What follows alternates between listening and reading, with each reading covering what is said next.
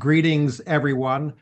I am Jim Hake. I'm the founder and CEO at Spirit of America, and it's a real pleasure and honor to have this event celebrating 250 years of the United States Navy.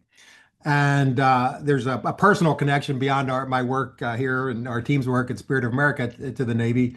My father served in the Navy during World War II as a Navy Seabee, and so a little bit of a family connection. I like to think I bask a little bit in the reflected glow and honor of his service.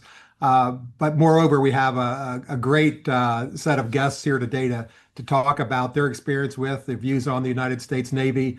Admiral Eric Olson, who we're very thankful has served on our advisory board for almost 10 years now.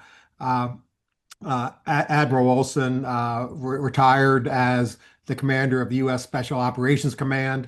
At the time, he was, I believe I have this correctly, Admiral, known as the Bullfrog, which is the longest serving Navy SEAL. He was at the time of his retirement. So he was commander of Special Operations Command. When the Special Operations team brought justice to Osama bin Laden, and he's a graduate of the U.S. Naval Academy. He's had a distinguished career in the Navy. We're really lucky to have him as part of the Spirit of America team, and really fortunate to have you here today. So, Admiral Olson, thank you very much for being with us. Thank you, Jim. Thanks for your leadership of SOA. And we have Admiral Scott Swift. He was the 35th commander of the U.S. Pacific Fleet. He's 40 years of service in the U.S. Navy. He's also a member of our board of advisors. Has been of tremendous value and input to our field team on strategy, impact, process. We're fortunate to have him again as part of the Spirit of America team. So, Admiral Swift, thank you for being here. Thanks, Jim. Thanks for the opportunity to participate. And we're going to be hearing more about everybody's experiences. So we also have Terrell Chandler. So Terrell is also a Navy veteran. She got to know Spirit of America in Afghanistan when she was serving in Afghanistan as part of a cultural support team. We'll hear a little bit more about what that meant and what her service meant while she was in Afghanistan. Out of that experience, we got to know Terrell. She got to know us, and she's been part of our team since 2000. Is it 16, Terrell? 17, I think. 2017. Yeah. I'm trying to get an extra year in there because we've loved having you so much as part of the team. So it's a pleasure to be here. Yeah. Again, thanks everybody. And so Admiral Olson, we'll start with you, and then we'll go around on this question, and then take it from there. What was your introduction to the Navy, and what motivated you or inspired you to join the Navy? Yeah, I think it's an odd story, but I didn't have a military bone in my body. I didn't know anybody who had served. Nobody in my family had served. But my first semester of my junior year of high school, I was in Washington, D.C., and it was fall of 1967, and it was the height of the Vietnam War protests, and I went to what was the largest protest against the Vietnam War on the National Mall, and I went not as a protester, but just as a sort of a sightseer. Yeah, I was curious about it all. And when my mother asked me about it later, the way she tells it, I said, that I wasn't particularly aligned with everything they were doing, but I was really proud that they could do it right there within eyesight of the nation's capital and the president's house. And I thought that was a freedom worth valuing and worth protecting. And then I think with malice aforethought, she drove me on a tour of the Naval Academy 3 weeks later. And I asked them how much it cost to go there, and they said, nothing, we pay you. So I applied to 2 schools. The other one didn't accept me, and I found myself being sworn in as a Naval Academy midshipman in the summer of 1969. So it was really kind of unplanned for me initially. But boy, once I got a taste of it, I wanted more of it. And so what was that taste of it that you wanted more of? What were your first experience that really shaped that, your thoughts on that? Quality people, the idea of working as a team, overcoming challenges, I like I wasn't a particularly, top of my class academic guy, but I liked the stuff we were studying at the Naval Academy, and I found that the opportunities the Navy was going to grant me when I graduated, the variety of things available to me uh, was magnificent, and frankly, I decided to serve in the smaller side of the Navy, and after looking at CBs and EOD and those kinds of things, I tried out to be a Navy frogman, a Navy SEAL, which was emerging in the public consciousness at the time. And had a serious car accident 2 days after I was selected to go to SEAL training, and I was just one of three members of my class fortunate to be selected. And the Naval Academy didn't take away my opportunity. It didn't take away my class slot at Navy SEAL training, even though um, the prognosis was that I would not be able to make a full recovery and be able to complete that training. But that really impressed me that they decided to not make that determination for me. They decided to let me see whether or not I was up to it. And I think ultimately because early on when the Navy could have quit on me and didn't, I decided to just not quit on them and stick around as long as they'd have me. That's a great story. Admiral Swift, how about you? What led you to join the United States Navy? But we were before we came on, we were talking about events such as this, and my experiences in the past. I think you'll see some common threads here. I'm smiling as I'm listening to Admiral Olson.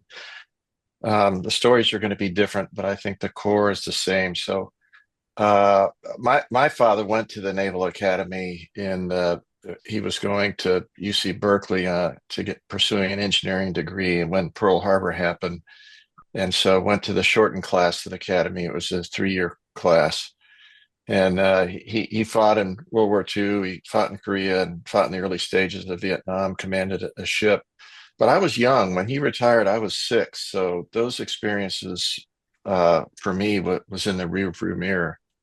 So I went to San Diego State. I went there for a year. I thought I'd found my calling. I was going to be a college student for the rest of my life. And my father put his arm around me and said, "Son, college is not a career." And I was crushed. Um, so I worked hard and managed to finish a 4-year degree with in the last 3 years having essentially wasted a year. And I wanted to be an airline pilot. And I actually went and talked to the Air Force first, surprisingly enough, having come from a Navy family. And they wouldn't guarantee me a flying slot. So I went next door to the Navy recruiter, and they did. They had a program, Aviation Reserve Officer Candidate School, which if you had to get through OCS and get your commission, and then you had to get through flight school. If you didn't get flight school, you owed the Navy 4.5 years of some kind of service. But if you made it through flight school, they guaranteed you a flying slot. So that was my ticket to the airlines. I was a week from getting out, just about the end of my 4.5 year commitment, and decided not to get out. I decided to stay in because I was afraid that I wouldn't be able to engender the same relationships outside the Navy that I did in, much as Admiral Olson spoke to. In that shortened college experience, I got a degree in industrial arts, mainly because I was interested in engineering, but it was a 5-year program. So it was actually a degree in industrial tech, but essentially industrial arts. So I joke with people that I'm qualified to be a high school shop teacher. Now, my sister spent 40 years in education, so I'm not criticizing educators at all in that story. Qualified to be a high school shop teacher or a 4-star admiral in the Navy. So the Navy for me, was an evolving experience of opportunity. As I mentioned, I tried to get out as a lieutenant, decided to stay, and had a great series of jobs. Did my first DC tour after I had 04 command. I had 05 command, and after 05 command, they sent me to DC to get my DC experience.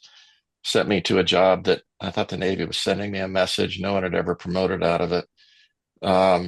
And so, we had a family discussion, and decided to transition out of the Navy at that point with 20 years of service. And before I could put my papers in, I got offered another command job. So we talked about it, decided to stay again for the same reasons, the opportunity to make a difference, especially in a leadership role. And my experience in leadership is mainly trying to get out of people's way because everyone is focused on service. So that's kind of, I tried to get out again as an '06. I went to another job in DC that I thought the handwriting was on the wall. I was offered it. Well, I made flag in that tour. So we had a serious discussion and decided to stick around again for the opportunities of service. Um, so that's not why I came in, but that's why I stayed. It was the opportunity to serve with and through others to make a difference in something that I believed in. I still believe in that. I don't miss the jobs in the Navy, but I miss the experience and I miss the people. That's what resonates with me still after 40 years. A couple of things I want to come back to there. Terrell, how about you? So you were doing what and where and why did you join the Navy? Sure. Well, being from a landlocked state, Utah, in a rural town, I didn't know much about the Navy, to be honest, at all. I knew about service. My dad served in the Army for 4 years, but he never really talked about it. So we weren't like a service family. I've got some religious roots, and so I found myself out in San Diego at a Bible college, and you end up doing a lot of like mission-oriented work and helping people, and I've always been drawn to that type of work. I think I've said it a million times, but I've always had this just desire to be, part of something bigger than myself. And one of the gentlemen that I was going to school with, he had served in the Navy, and of course, he had a recruiter friend. And as soon as you talk to a recruiter, you're just done for. So, I was thinking about what should I do next, and this opportunity to serve in that a new way was really appealing to me. So he told me what a corpsman was, which of course at the time I had no clue, and I think it was like the helping people and not necessarily being a war fighter, but being able, to help the people that are serving in a medical capacity was really, really appealing to me. I signed a contract and ended up being a greenside corpsman, which I did not know what that was at the time. But I quickly found out that I would be stationed with the Marines, which is one of the best experiences that I've ever had.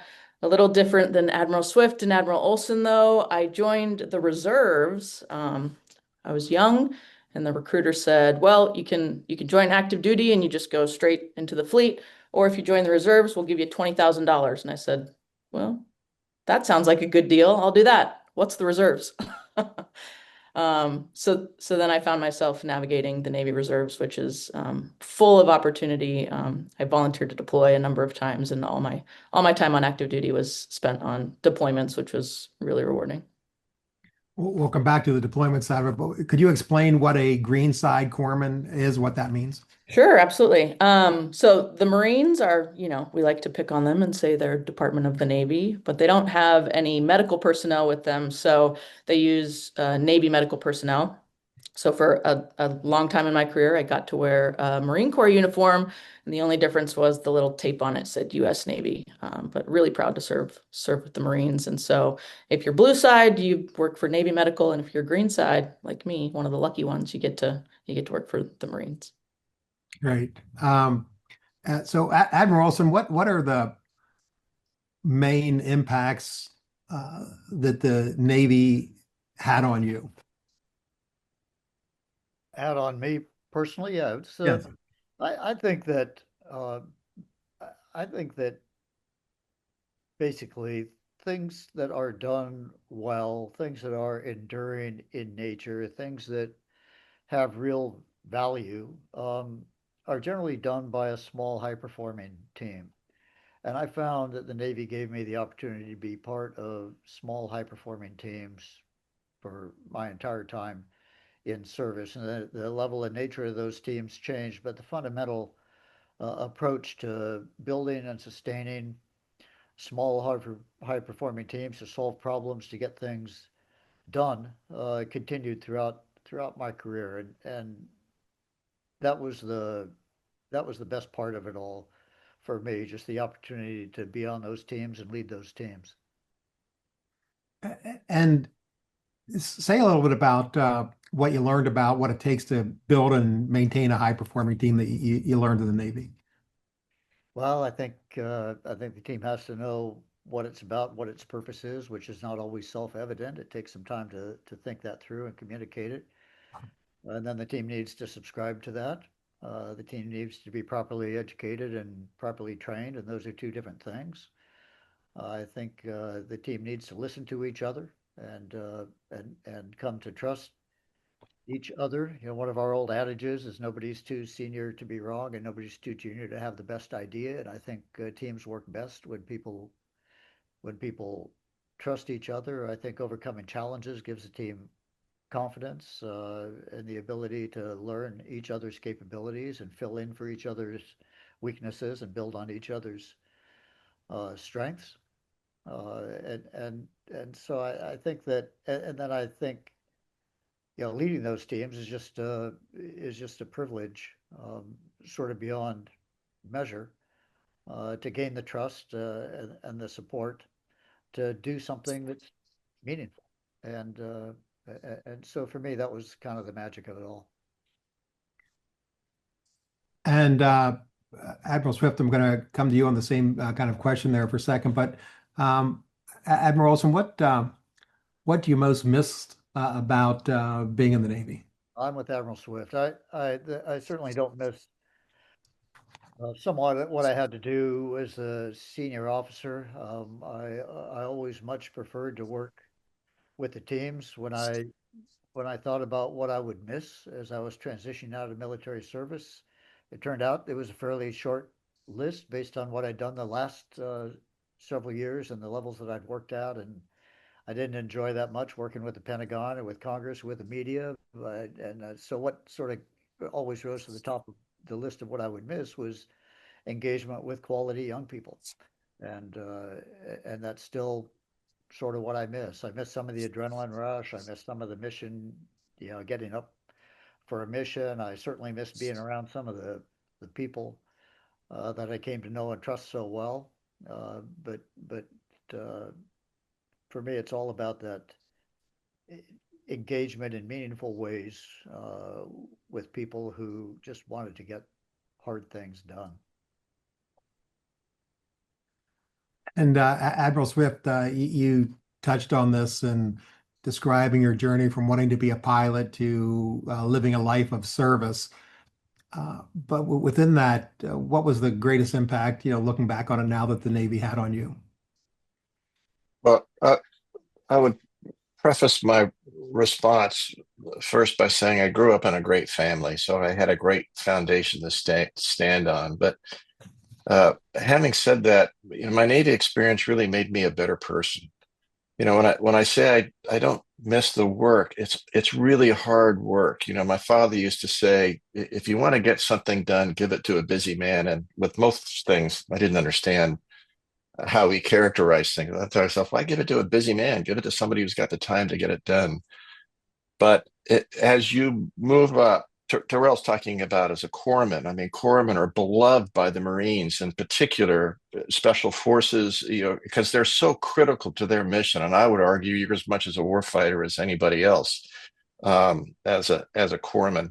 It's that it's really hard work, and that's what it's a young person's job.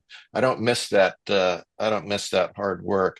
But what I'm grateful for was the experiences that I have, and as Admiral Olson talked about, what I learned from working with those teams that had to perform at a very high level of proficiency.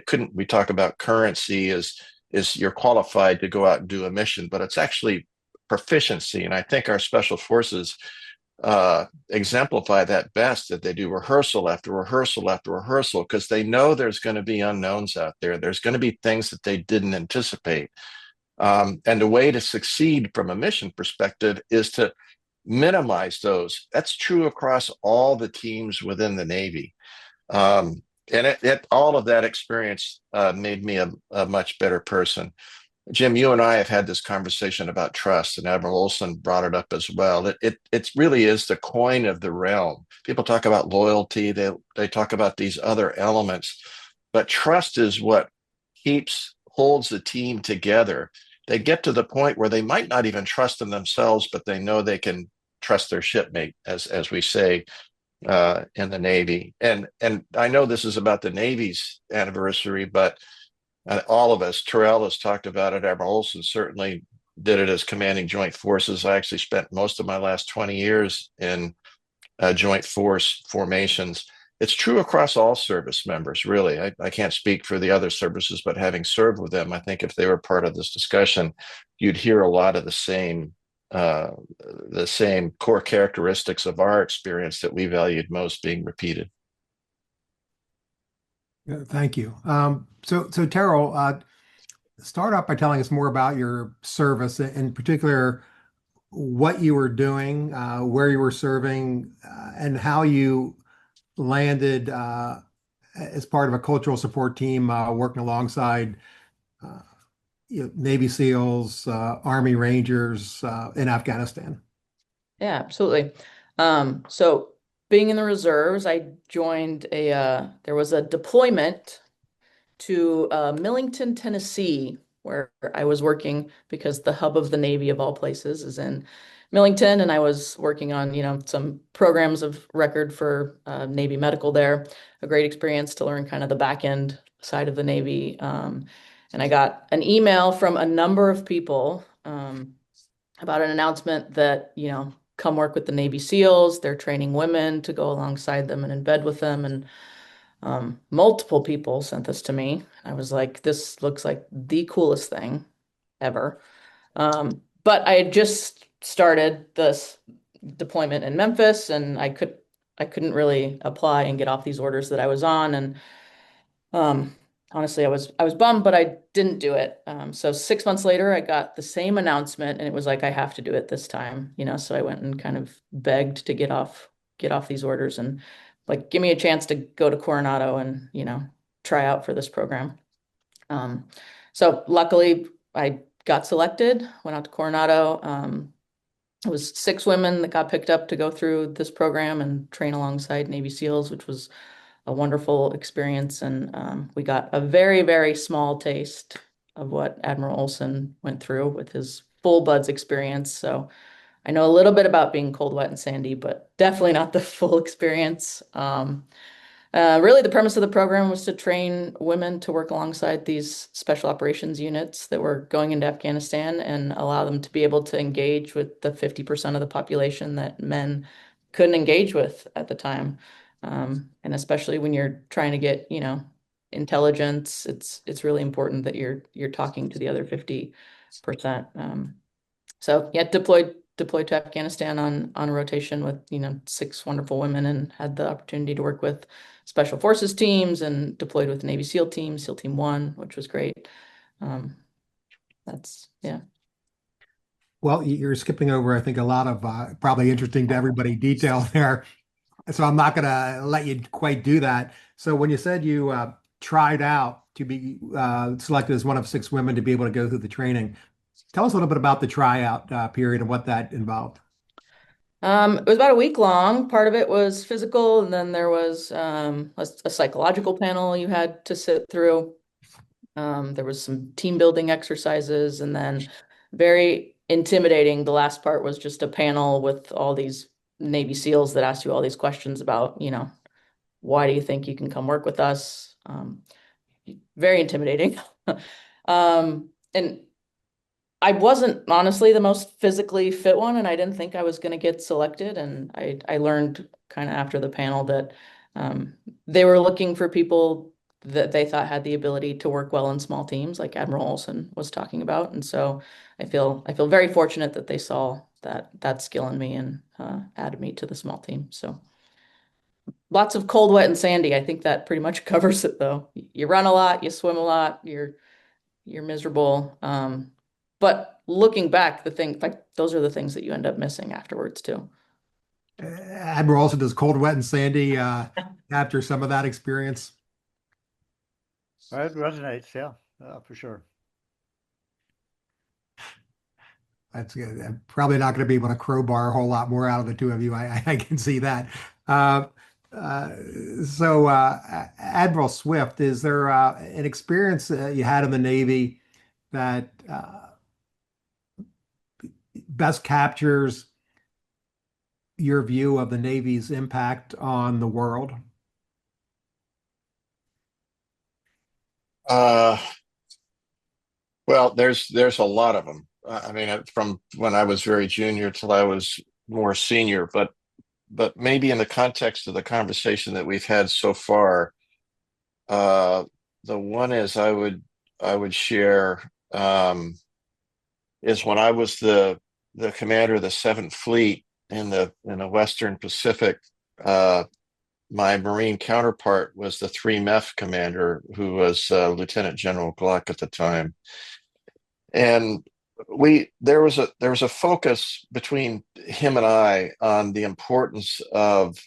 I didn't come up with this phraseology till later, but it I think I began to think about it at that time, and that is where there's instability and uncertainty, there's opportunity. We had a cyclone that went across the Pacific, went through the Philippines, and then it gathered strength and hit Thailand head on.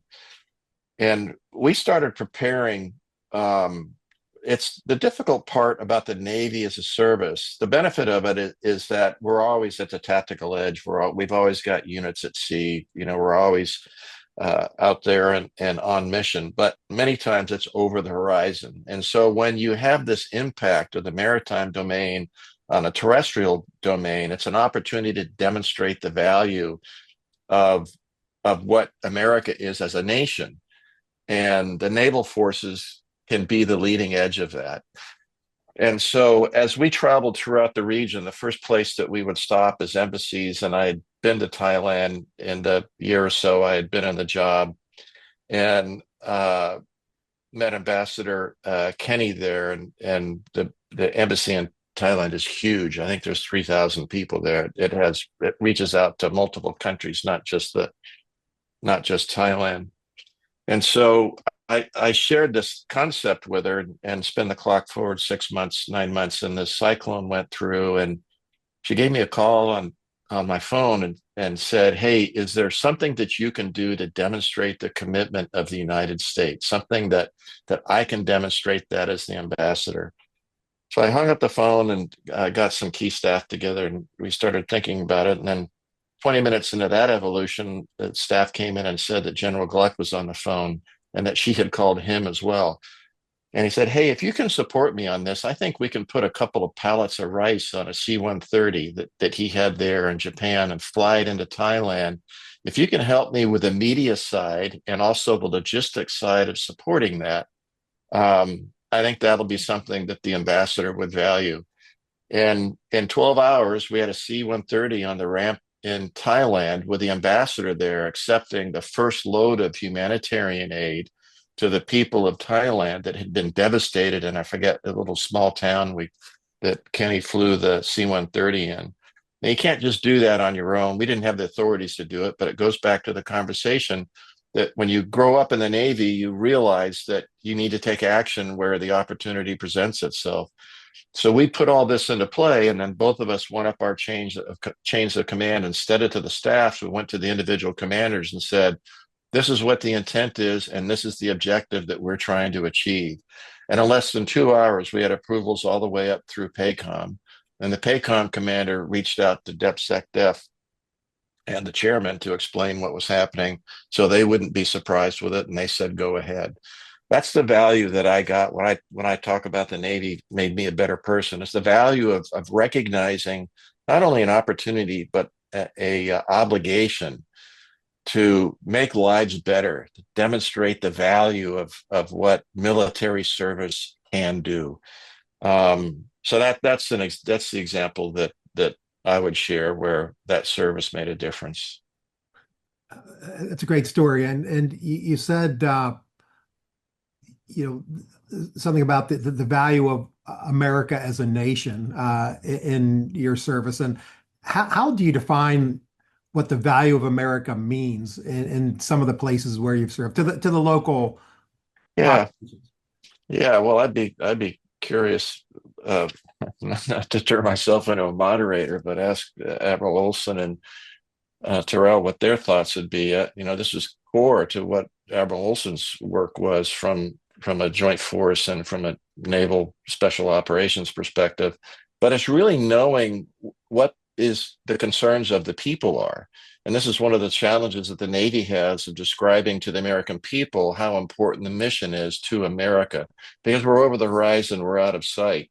But if you have a humanitarian crisis, and yeah, it was a couple of pallets of rice, but that was within 12 hours. And within 16 hours, there was this flow of USAID, State Department, all these resources that were flowing in to support the nation. It's all about relationships. It's about partnerships. I think the most important thing that you do as a leader is build relationships. The most important byproduct of that relationship is trust. The only way you can gain trust with people is to understand their language, is to understand what their fears are, is to understand what their needs are. That's why Terrell was brought into the special forces. As a woman, she could relate to the women that the special forces teams were interacting with in villages across Afghanistan and across Iraq. So you have to think much more broadly about the value that a force can bring to a population that you're trying to increase the stability of and decrease the uncertainty within. Thank you. And I will do my job as a moderator. I'm going to ask the same question. So, Terrell, you're next. Is there a story? Let's just focus on Afghanistan for a moment, of where the value of America was most manifest in your eyes. Yeah, I think like Admiral Swift said, you can't underestimate just the ability to like show up and then make things happen.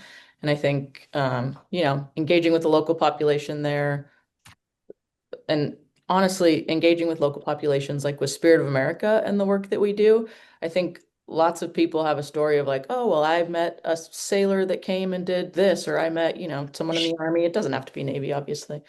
But that everybody kind of has a story about how they've been impacted by, America and places like this. I think my my example would be, it kind of ties in the Spirit of America story and how I got to know you all in Afghanistan, honestly, is we wanted to go out to do a medical mission and engage with the population in Afghanistan there. And unfortunately, we didn't have the means to get medical equipment fast enough. And I recalled that there was a young Spirit of America guy that gave me a brief when I got into Afghanistan and said, we're this weird organization that helps, and you get a lot of briefs when you deploy. I didn't think anything of it. And my partner, because they deployed us in teams of 2 women at the time, said, like, hey, let's call that Spirit of America guy and see if we can get some medical stuff from him. And, I learned a lot in the Navy too, is like find work or find a way, or like just figure it out, get it done. A very strong bias for action. So of course I said, like, why not? Let's call him. We kind of told them what we were trying to achieve and get after, and how much it would help, our mission. And sure enough, like a week and a half, 2 weeks later, all of this medical stuff just showed up to our base in Afghanistan. And we were able to go out and, make relationships, like Admiral Swift said, with some key people that ended up giving us key information and help the local population. And hopefully that's the legacy that, those folks are talking about. Well, America came and they helped us in this way. So a little bit about how Spirit of America first interacted with me. And then I thought, it's crazy that an organization like this exists. So obviously when I got out, I had to track you down. Well, and we're grateful you did. Admiral Olson, how about you? Is there an experience or, in your years of service where you felt that it best captures what America means in the world? Lots of them, and ditto everything that's already been said. Um, but I was aware. I became more aware the more I traveled and the more I I met people from other countries, and especially in the more remote places of those countries, that they always viewed me as a representative of the most powerful force on earth. Not just military force, but America being the most powerful thing. on this planet, and certainly recognition that nobody can bring capability or capacity or speed to solve a problem like the United States military can. And the Navy often spearheads that because it's already somewhere nearby.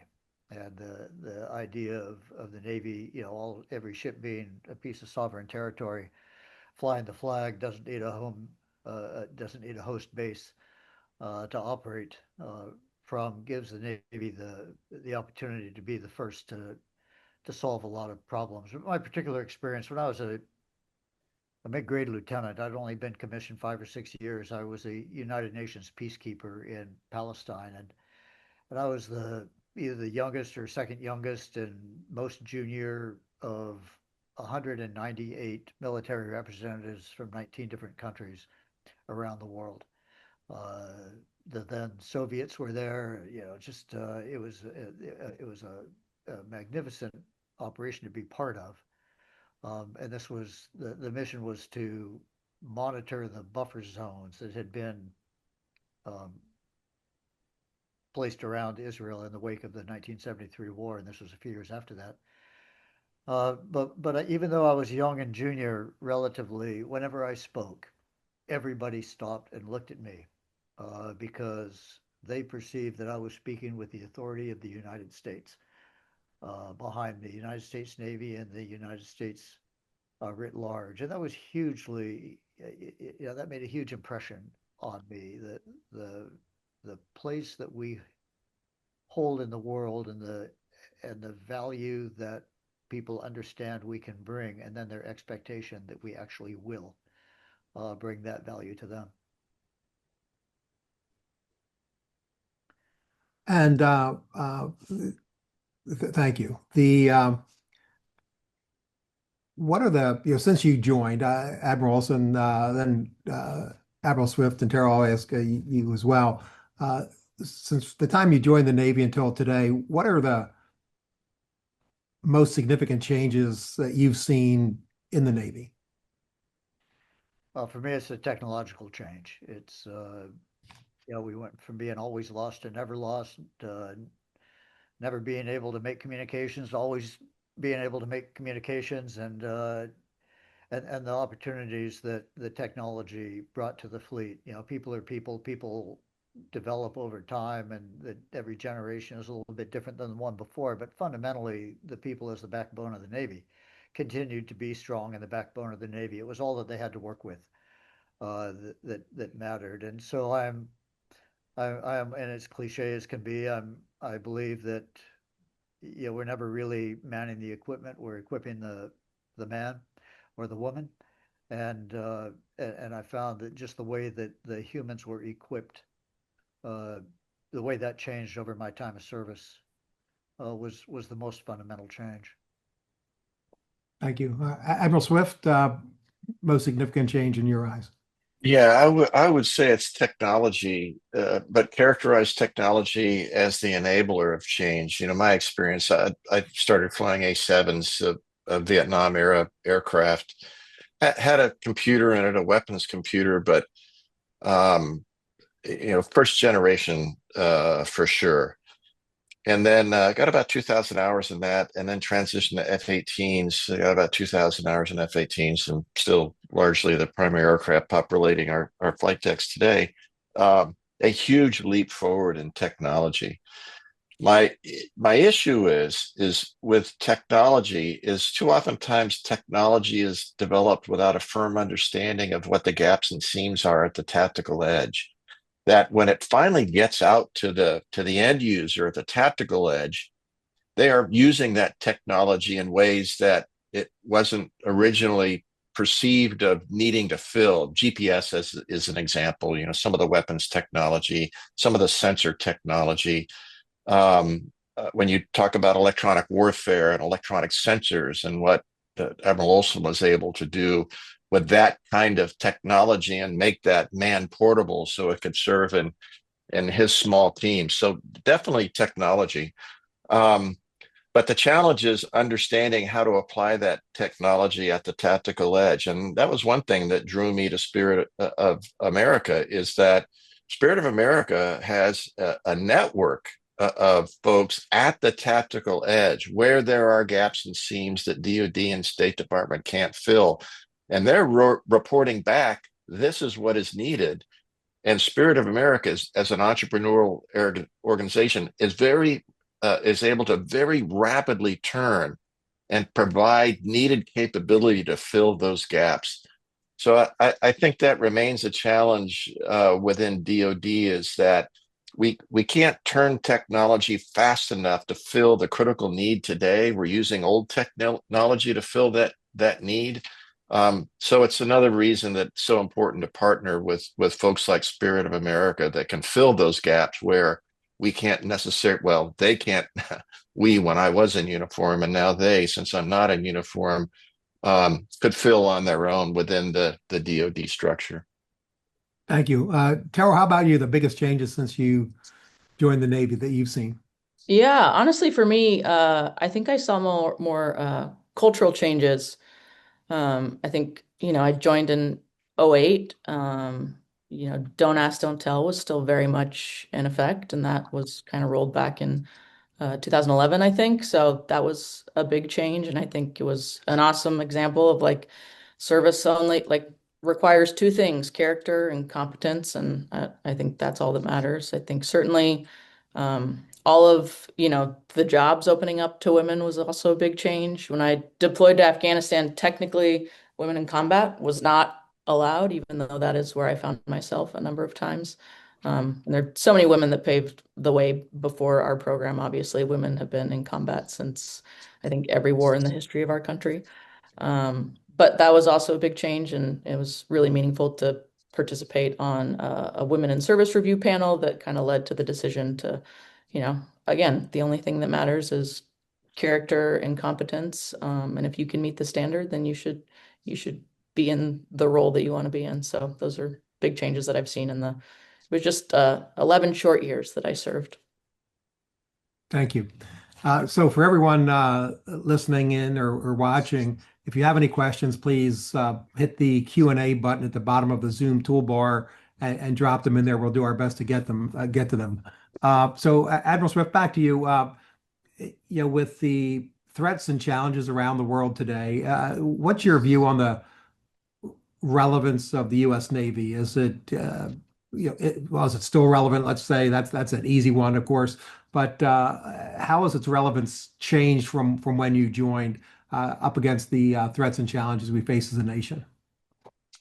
I don't think it has changed. If anything, it's become more relevant in that the world, as I see it, is more. I talked about looking at uncertainty and instability as opportunity. I think there's more uncertainty and more instability around the world in very consequential ways today. I mean, you can talk about Ukraine, you can talk about Gaza, and hopefully that's coming to a close here. You can talk about what's happening in Yemen. You can talk about Iran. I mean, I can go to North Korea, Taiwan. I can go around the world. And this isn't to diminish the other services. As I say, joint service is critically important, I think, from a national security perspective. But I do feel that the Navy uniquely stands a sentinel role, being a maritime force. I would say Navy and Marine Corps. So the relevance is understanding what is core, what's driving this instability and uncertainty. If you're just treating the symptoms, then it takes a lot longer to turn the corner on it. But if you're embedded, if you will, with those that you're working with on a daily, weekly, monthly basis, you have a much better understanding of what the root cause is, and you're able to engage with those in the theater, both an extension of the U.S. government, mainly the State Department, as well as with other governments, to have more detailed discussions about how do we solve the problem itself as opposed to just treating the symptoms. And I think the Navy as a service has been focused on that throughout its career. If you talk about piracy in the Med, when the Navy was first forming up 250 years ago, to piracy off of Somalia when I was the deputy commander of Naval Forces Central Command. I think that maritime element that is baked into our culture is also baked into an obligation for us to respond, always centered on what are our national security concerns, but with a full understanding of knowledge of what the local concerns are as well. Thank you. Admiral Olson, your take on the relevance of the Navy in today's world, greater, less than when you joined? What's your view?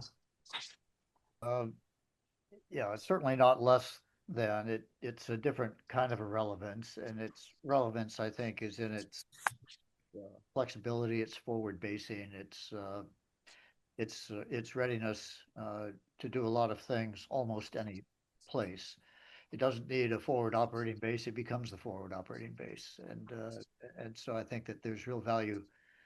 That's sort of a different way for the Navy to think of itself than it did during the Cold War. And when I was on active duty, I was drawn to that NASA image of the world at night. It shows where all the lights are on at night, and those places on Earth that are darker, less well lit. And I was struck that prior to 9/11, our thinking was that the strategically important places on Earth are where the lights are on at night. Our friends were there. Think NATO. Our adversaries, think Soviet Union and emerging communist China, were there, and we focused our capabilities to either work with or against the nations, the people in the nations that were in that where the lights were on at night, and that's mostly the mid northern band, the mid northern hemisphere. And then on 9/11, of course, we were struck from an entirely different place where the lights aren't on at night, and all of this much of this that's happened since then has been from places where we just weren't strategically focused because it wasn't our habit to do that. But now we see gangs and militias and proxies and even people in their grandmother's basements being able to wield serious threats, and they don't need a powerful nation state behind them, and that's much of what the U.S. military has faced over the last several years, and will continue to face. That includes transnational crime, and so the Navy, just by the virtue of its posture, is able to help quell that, in some cases deter that. And I remember pretty clearly our interactions, again, about a decade ago, about, my, what I recall persistence in asking you to join our advisory board. And what made you join the Spirit of America team? Well, as you'll recall, we first met when I was still on active duty, and you were asking for my support when I was the commander of Special Operations Command, and I was a little reluctant to dive all in because I didn't want you to be the easy button for forces in the field. I wanted the forces in the field to be challenged to obtain what they needed and provide in the places they were through a system that was designed to do that. And then I found out, I already knew, but it just got reinforced over and over, that the system that was designed to do that wasn't designed to do that either with the specificity or with the speed that was required in many cases for these small teams in remote places. And when I saw what you and your teams were able to do to get a water pump to a village, to get medical supplies to a really remote site, to do those sorts of things with a grace and a speed that the government systems couldn't match. That's when I sort of became a member of the Spirit of America fan club, and uh, and so it was a little bit of a courtship, but in the end, I came all in. I really, truly, strongly believe in what you do. And I think that your position as the still only nonprofit organization authorized by Congress to work hand in hand with deployed military forces in remote places uh, separates you from every other organization out there, and gives me that much more reason to sort of pile on with enthusiasm behind what it is you do. Well, I remember our conversations about our process so that we don't serve as an easy button when the system can be made to work, but filling gaps when the system, when the gaps are there between what needs to be done and what government can do. So I am, and the whole team has been tremendously grateful all the way along. So thank you for that. Admiral Swift, you touched on this a little bit earlier, but I'll ask the same question. What motivated you to join the fracas with us here at Spirit of America? And so I didn't have the experience that Eric had with having worked with you previously. So it took a little bit of research on my part to understand what Spirit of America was all about. But my commitment comes from a desire to continue to serve in meaningful ways. It's those two things combined together, and meaningful ways in ways that I felt that I could make a difference. And two descriptors I would use is agility and persistence in what Spirit of America does. So they've got the agility to fill gaps where, excuse me, that U.S. forces can't. And that includes State Department. That includes the whole U.S. team that is in the field. And you do it in concert with them. They help help identify and validate those gaps. And where they can't fill those gaps, Spirit of America fills them. And you do it with Spirit of America reps that are right there, shoulder to shoulder with them at the tactical edge. You're in the field with them. And that was compelling for me. That was well worth, my time and effort to pitch in. When you look at the structure back in the headquarters, the role that you fill, your leadership role, by the way, going out to the tactical edge yourself to make sure that you're not just responding to reports from the field, you're going out there and observing it yourself. It's making a difference. It's additive to what the government does. To Admiral Olson's point, it's not replacing the capability of the government. It's adding to the government. It goes back to a comment that I made before. Actually, it may have been another conversation earlier today, but the challenge of leadership is that you're given a mission, and rarely are you sufficiently resourced to execute that mission, to fulfill the objectives of that mission without risk. There's always risk associated with it because you're never fully resourced. Spirit of America is reducing that risk in the field of our service members by the persistence to stay with the things that you do. Fixing a well, providing clinic care, whatever it might be, that is an immediate return to me of knowing that my investment of time is being valued. Thank you. So Terrell, what would your advice be to young Terrell or someone like a young Terrell who's thinking about joining the Navy? Do it. Best decision I ever made.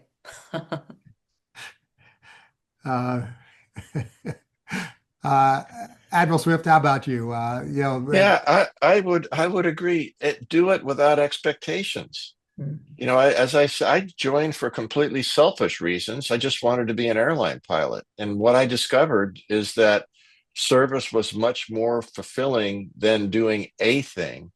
It was fulfilling in doing a mission. And it's a mission of service, and it's a mission that's focused on the things that we believe in as Americans. You've heard this many times before. We swear an oath to the Constitution. We don't swear to defend the nation. We swear, the next part of the oath is we swear to defend the Constitution. I never understood the context of that the first time I took that oath back in 1978. But every year I promoted, I took that oath again, and it became more and more relevant to me as I served. So I would say, yes, join. If it's for 4.5 years, you're going to be a better person for it. If it's longer than that, you're going to be even a better person for that. And you will be making the world better, I think, but certainly making those that you serve with better. Thank you. Admiral Olson, how about you? Yeah, same. I mean, I would encourage young people to take a look around. The Navy may not be the best fit for everybody, but I think some kind of service is best for everybody. I think everybody grows, and each of the services has its own culture and its own history and all of that thing. And I think some personalities fit better than others. So I'd encourage someone to look around and not knock only on the Navy recruiter's door, but if they think that they are someone who is a good fit with the Navy, I'd say go for it. The Navy's going to be better for it, and the person's going to be better for it. And we're steaming into 2026, which is America's 250th birthday. Um, what's your share your view on what America stands for? Yeah, I think that we are still um, the hope. Uh, we are what brings so many people hope. We're an example for much of it. Um, but I think yeah, even people who criticize the United States won't turn down a visa or passport, and I think that people just understand that our culture of providing opportunity uh, is enviable, and so I think that that's sort of the model we present the world. Thank you. Admiral Swift, what's your view of what America stands for in the world? Yeah, I'd certainly, as I talk to young people today, I was just talking to a group in DC last Friday. First of all, I left very motivated by the experience. I always get more out of talking to groups than I think I leave behind. But as I won't try to paraphrase Churchill, but it's the system that we have is not perfect. But when the line to get out of a country is longer than the line to get into it, then you need to take some serious thought of maybe the system isn't exactly ideal, what it's designed to support the people. Um, and that it goes back to the Constitution that I mentioned. It's a promise of a free and better life that we can make things better by working together. I think Admiral Olson said it better than I can. But it's about hope. It's about faith. Those they ebb and flow over time. That this is hard work. It's hard to look into the future and envision how you can make a difference. But it's one step at a time, and I think we've got a system of government that is ideal from that concept. I don't know that there's another system out there that I would suggest replacing this one with.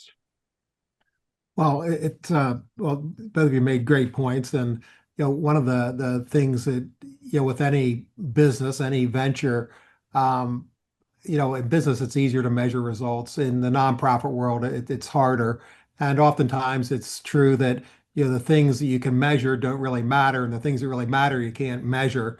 And so, what's the value of hope? And yeah, we know that hope can make, both of you touched on this in terms of what America represents. Hope can make an extraordinary difference in any place at any time. In the absence of hope, it makes an extraordinary difference in the other direction. Um, so, Tara, with you're looking back on your service, what, how do you think about what America stands for? Yeah, it's a great question. I certainly agree with everything Admiral Swift and Admiral Olson said. I think that you can probably see what America stands for if you like turn off the news and then get involved with your community. And that's where you really see like the values that America has. It's, people showing up for each other. I think it is hope. I think you see freedom, you see civil discourse when you're alone and not in front of a TV.